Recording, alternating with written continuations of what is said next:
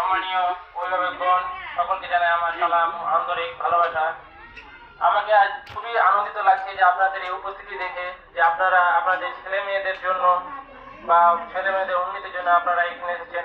আপনাদের অনেক মূল্যবান সময় আপনারা এখানে এসেছেন, সেজন্য আপনাদেরকে অনেক ধন্যবাদ জানাই। আজকে সমাজে আমাদের ছেলে মেয়েদের শিক্ষার অবস্থা খুবই শোচনীয়, সেটা আমরা সবাই জানি। পৃথিবীতে দিনের দিন সবাই পৃথিবী উন্নত হচ্ছে, কিন্তু আমাদের ছেলে মেয়েদের বা আমাদের সমাজের শিক্ষার অবস্থা দিনের দিন শোচনীয় হচ্ছে। মানে আমাদের শিক্ষার ব্যবস্থাটা উল্টো দিকে চলছে, আমাদের ছেলে মেয়েদের শিক্ষার উন্নতিটা। আলিম স্যার যেটা বললেন যে আমাদের কোথায় এখন মানুষ চাঁদে গিয়ে বা গ্যালাক্সি এখানে ওখানে যাচ্ছে, কিন্তু আমাদের ছেলে মেয়েদের শিক্ষার অবস্থা দিনে দিন মানে শোচনীয় থেকে শোচনীয় হয়েছে। তো এই যে অবস্থাটার জন্য দায়ী কিন্তু আমরা সবাই। যেমন আমরা শিক্ষক হিসাবে যতটা আমাদের মানে এই দায়িত্বটা নিতে হবে শিক্ষা শোচনীয় এই অবস্থাটার জন্য, তার চেয়ে বেশি নিতে হবে আপনাদের কি। কারণ ছেলে মেয়ে কিন্তু আপনাদেরই, সেই হিসাবে প্রথম দায়িত্বটা আপনাদের উপরে পড়ছে, তারপরে হয়তো আমাদের আসছে। এবার আপনাদের ছেলে মেয়েদের দায়িত্ব আপনারা যদি না নেন, তাহলে আমরা কিভাবে আপনাদের ছেলে মেয়েদেরকে ভালো করবো বা ভালো পড়াশোনা শিক্ষা দেবো। কারণ ধরেন এটা একটা উদাহরণ দিয়ে যদি আমি বলি, তাহলে আপনারা তো ভালো বুঝতে পারবেন। ধরেন আপনি হয়তো কোনো ফসল লাগিয়েছেন, ফসল লাগালে অবশ্যই আপনাদেরকে ফসলে দেখাশোনা করতে হবে, জল দিতে হবে, সার দিতে হবে। তাহলে তো আপনি আশা করবেন যে হ্যাঁ আমি ভালো ফসল পাবো বা ফসলের ধান বা কিছু পাবো। তাহলে এখানেও ঠিক একই রকমই আপনাদের ছেলে মেয়েদের শিক্ষা স্কুলে ভর্তি করেছেন, ঠিক আছে, কিন্তু আপনাদেরকেও কি করতে হবে, খোঁজ খবর নিতে হবে। আপনাদের ছেলে মেয়েরা পড়ছে কি পড়ে না, স্কুলে স্যারদের পড়া দিচ্ছে কি দিচ্ছে না, সেগুলো আপনাদেরকে খোঁজ নিতেই হবে। কিন্তু আমাদের অবস্থা হয়ে গেছে কিরকম, যে আমরা স্কুলে ভর্তি করে দিলাম, হ্যাঁ ছেলে যদি ভালো পড়াশোনা করে তাহলে পড়াবো, আর না হলে হয়তো যা পারো নিজে করবে। এই জিনিসটা আমরা ছেলে মেয়েদের উপরে ছেড়ে দিই, কিন্তু দায়িত্বটা কিন্তু আপনাদেরই। মা বাবা হয়েছেন, মা বাবার কর্তব্য আছে, আমাদের ছেলে মেয়েদেরও কিছু কর্তব্য আছে, যেগুলো আপনাদের পালন করতে হবে। কারণ ছেলে মেয়েদের ভালো শিক্ষা দিতে হবে, বাসস্থান দিতে হবে, পরিবেশ দিতে হবে ওইরকম উপযোগী। এটা আপনাদের অভিভাবক হিসাবে আপনাদের কর্তব্য, এটা ফান্ডামেন্টাল ডিউটি। ভারতীয় হিসাবে আপনাদের এটা ডিউটি যে একজন আপনার ছেলে মেয়েদেরকে ভালো শিক্ষার ব্যবস্থা করে দিতেই হবে আপনাদের। আপনারা যদি ভালো শিক্ষার ব্যবস্থা করে না দিতে পারেন, তাহলে আপনারা ছেলে মেয়েরা কি করে ভালো হবে বা বড় কিছু একটা কি করে আশা করবেন?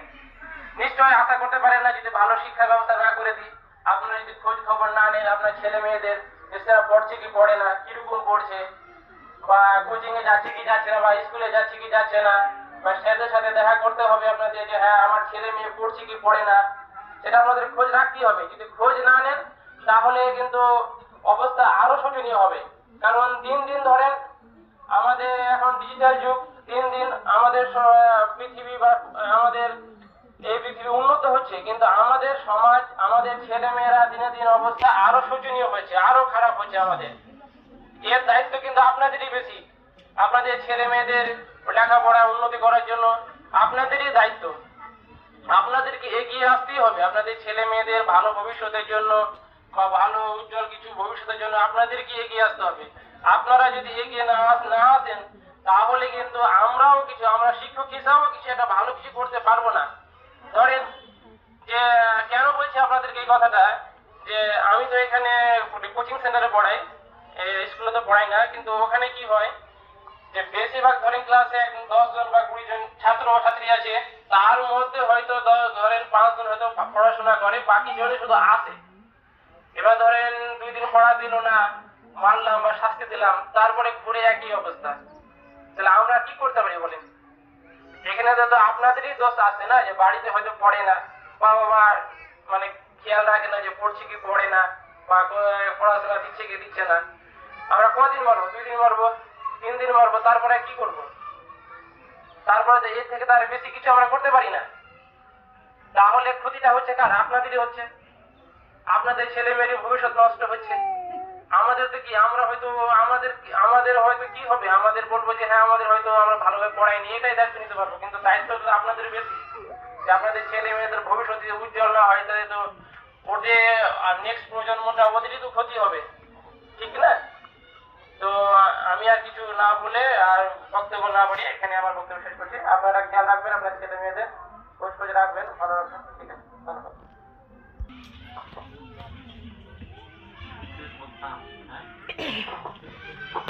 শুভ সন্ধ্যা। আদর্শ কোচিং সেন্টার ও শিশু শিক্ষা নিকেতনের ক্লাসগুলো নিয়ে বাংলা পড়া থেকে দেখেছি, লক্ষ্য করেছি যে অনেকে পড়াশোনা করে আসে না। দশম শ্রেণীতে প্রায় 15 থেকে 20 জন পড়ে, তার মাত্র 3টি মেয়ে ঠিকঠাক পড়াশোনা করে আসে, বাকিরা শুধু আসে আর যায়। মানে শিক্ষকের সঙ্গে ছাত্রের যেটা সম্পর্ক থাকবে, পড়াশোনা পড়া দেবো, পড়া নিব, এটা সম্পর্ক কিন্তু আস্তে আস্তে কি হচ্ছে, ছিন্ন হয়ে চুপচাপ বসে থাকে, কিন্তু পড়াশোনা করে না। ঠিক একই সিচুয়েশন পরিস্থিতি আছে দশম শ্রেণীতেও, অথচ ওরা উচ্চ মাধ্যমিক দিবে, বা দশম শ্রেণী উচ্চ মাধ্যমিক দিবে, মাধ্যমিক দিবে, ওই সমস্ত ছাত্ররা কেউ পড়াশোনা করে আসে না। তো আমি একজন শিক্ষক হিসেবে বলছি যে যারা পড়াশোনা করে আসে না, ওই সমস্ত গার্জেনদের উদ্দেশ্যে বলছি, তারা যেন একটু খেয়াল রাখেন। সামনে কিন্তু ওরা উচ্চ মাধ্যমিক দিবে এবং মাধ্যমিক দিবে, এই উচ্চ মাধ্যমিক মাধ্যমিক যে ভালো রেজাল্ট না করতে পারে, কিন্তু কলেজ তার উচ্চশিক্ষা লাভের জন্য কিন্তু আস্তে আস্তে পথটা বন্ধ হয়ে যাবে। কিন্তু আর একটা বলছি যে আপনারা কিন্তু যারা পড়াশোনা করছে না তারা একটু খেয়াল রাখবেন, বাড়িতে পড়াশোনা পড়তে বসছে কিনা। পড়তে না বসলে কিন্তু হবে না পড়াশোনা। আমি আর বেশ কিছু বলছি না, আমি এগুলো আমার তো সব করছি। ধন্যবাদ।